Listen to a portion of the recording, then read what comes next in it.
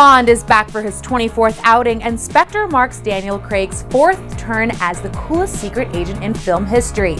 But he's far from the only one to portray Ian Fleming's famous 007, so today we're ranking all 6 James Bond actors on this episode of Listed.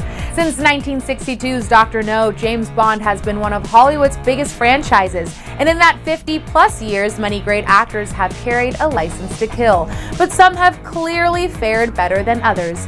Who do we think is the best Bond? Let's find out, starting with number 6, George Lazenby. Before starring in 1969's On Her Majesty's Secret Service, his lone outing as James Bond, George Lazenby had acted mostly in commercials and was one of Europe's most successful male models. It was that physicality that helped the athletic Australian land the role, with producers being impressed by a screen test in which he actually broke a stuntman's nose. Of course, it takes more than great fighting skills to play Bond, and it would have been hard for any actor to follow Sean Connery, but more so for the inexperienced Lazenby, who showed little range and was often stiff. Despite the shaky performance, though, producers were willing to bet big on George and offered him a contract for 7 more films, but he turned it down, saying that it was too demanding and he didn't think the brutish Bond would survive the changing culture of the liberal 1970s. While he may not go down in history as the best Bond, thanks to a terrific script, a memorable villain, and Diana Rigg as one of the all-time greatest Bond girls, On Her Majesty's Secret Service is considered one of the best Bond films, making George Lazenby an important part of the franchise's legacy. Number 5, Timothy Dalton. Following Roger Moore's campy take on the character, Bond producers were looking to make a change, and that change came in the form of Timothy Dalton. He'd actually been considered a decade earlier to replace Sean Connery, but at only age 25, the actor felt that he was too young for the role. Dalton was a grittier, more world-weary Bond, relying less on gags and gadgets and more on his license to kill. Many critics praised his portrayal for being closer to Fleming's novels, and Dalton's ability to perform his own stunts added some much-needed realism. But unfortunately, Timothy ended up being too ahead of his time. Not all audiences were ready for a more serious Bond, and he ended up only starring in 2 films, 1987's The Living Daylights and 1989's License to Kill.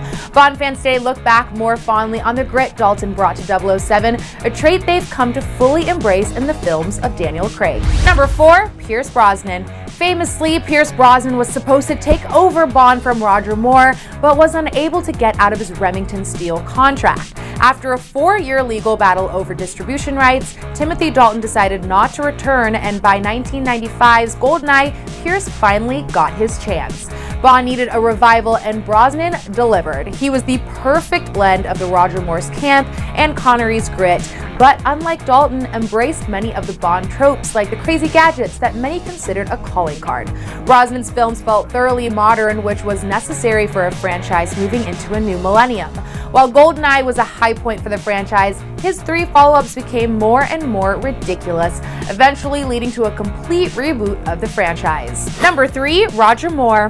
Wanting to step out of the shadow of Sean Connery, Roger Moore took Bond in a much funnier direction and made the role his own in a way few actors have. There was a heavier emphasis on the quips and raised eyebrows that no one could deliver quite like Moore. This lighter touch was perfect for the times, and Roger went on to star in 7 Bond films, the most of any actor. Unfortunately, his later films almost became Bond parodies, particularly Moonraker, in which Bond actually goes to space. Yeah. While many of the Moore Bond films haven't aged well, his overall body of work makes him still today one of the most talked about and beloved Bonds of all time. Number 2, Daniel Craig. Fans were demanding more realism from their action heroes in the 21st century, and that's just what Daniel Craig delivered. Gritty, efficient, and often very brutal, Craig wasn't afraid to explore different parts of 007's personality. Craig saw Bond as an anti-hero and previously stated, quote, "I have never played a role in which someone's dark side shouldn't be explored." This exploration into a secret agent's darkness, plus subtly delving into Bond's backstory, have made Craig's performance the most human yet. With 4 films under his belt, there's been much speculation if Craig will return for a 5th. Either way, he's firmly cemented himself in Bond history. Number 1. Sean Connery. Was there ever any doubt? Sean Connery is James Bond. Everything we think about how 007 should be came from him. He exuded an on-screen confidence that made women love him and men want to be him.